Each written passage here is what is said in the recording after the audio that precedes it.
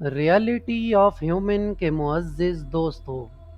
آپ دیکھ رہے ہیں ریالٹی آف ہیومن اور آج کی اس ویڈیو کے ساتھ میں ہوں محسن خان۔ ناظرین گرامی، یوں تو جب سے دنیا وجود میں آئی ہے تب سے مختلف بیماریاں اور ان کے علاج کا سلسلہ ہمیشہ سے جاری رہا ہے، مگر کورونا نام کی حالیہ آفت شاید اپنی نوعیت کے اعتبار سے کچھ الگ ہی ہے۔ ماہرین کے مطابق کورونا وائرس کی وبا نے دنیا کو اس مرحلے پر لا کھڑا کیا ہے کہ جہاں کسی کو اندازہ نہیں ہے کہ کب کیا ہونا ہے، کس سمت جانا ہے، منزل کون سی ہے اور کہاں قیام کرنا ہے۔ ایک جانب لاک ڈاؤن جاری رہنے سے معاشی بدحالی، بھوک اور بے روزگاری کا عنفریت منہ کھولے کھڑا ہے، چونکہ اتنے طویل عرصے تک معاشرتی طور پر کٹ کر رہنا انسان کی بنیادی فطرت کے خلاف ہے، جس سے وہ ایک نہ ایک دن اکتا جاتا ہے اور آخر کار سرکشی پر آمادہ ہو جاتا ہے۔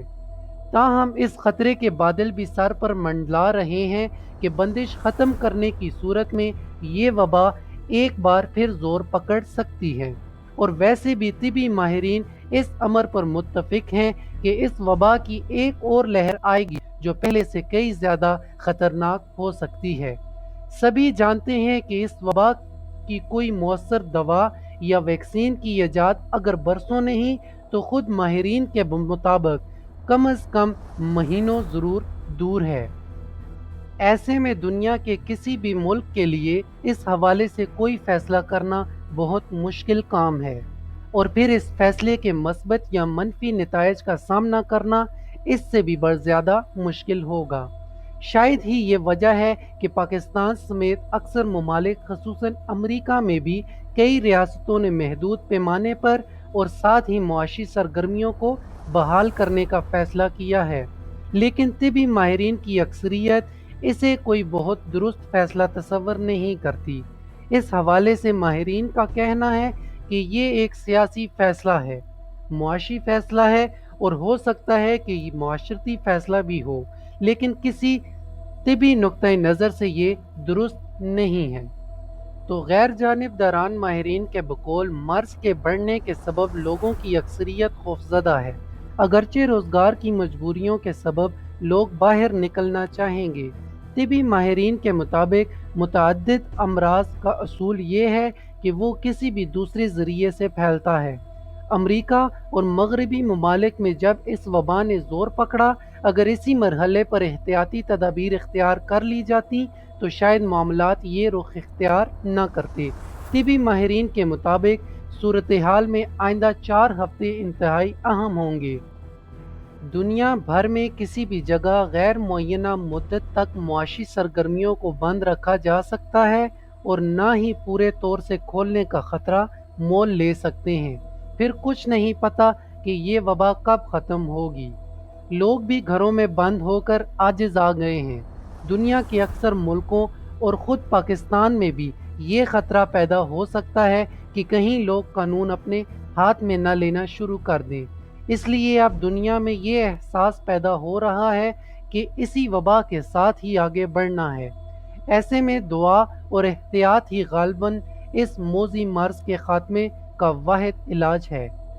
یہ امر بھی خصوصی توجہ کا حامل ہے کہ ایک طرف پاکستان کی حکومت اور عوام اس خوفناک وبا کے خاتمے کی جدوجہد میں مصروف ہے، تو دوسری جانب بھارت کے حکمران اپنی دیرینہ روش کے عین مطابق کشمیریوں کے نہتے لوگوں کے خلاف ریاستی دہشت گردی کا بدترین سلسلہ جاری رکھے ہوئے ہے، اور کشمیریوں کی نسل کشی روزمرہ کا معمول بن کر رہ گیا ہے۔ مگر دہلی کے حکمران گروہ کی ڈھٹائی کا عالم یہ ہے کہ پاکستانی عوام اور حکومت کے خلاف بے بنیاد الزام تراشیوں کا مکروہ سلسلہ پوری شدت سے جاری ہے۔ کسے علم نہیں کہ چند ہفتے قبل ریاض نائکو نامی کشمیری نوجوان کو دیگر نوجوانوں کی ہمراہ شہید کر دیا گیا، حالانکہ یہ معصوم نوجوان ایک غریب درزی کا بیٹا تھا جس نے ٹیوشن کے ذریعے اپنی تعلیم حاصل کی اور ریاضی جیسے مشکل مضمون میں ایم ایس سی کی ڈگری حاصل کی۔ مگر دہلی کے حکمران گروہوں کی سفاکیت دیکھیے کہ اس نے نہ صرف اس معصوم نوجوان کو شہید کیا بلکہ اس کا جسد خاکی بھی کسی نامعلوم جگہ پر دفنا دیا۔ البتہ یہ بات کسی حد تک اطمینان بخش ہے کہ مغربی میڈیا نے بھی بھارت کی سفاکیت کو سخت الفاظ میں حرف تنقید بنایا، اور نیو یارک ٹائمز، سی این اور واشنگٹن پوسٹ جیسے اخبارات اور جرائد نے ریاض نائکو کی شہادت پر شدید غم و غصے کا اظہار کیا۔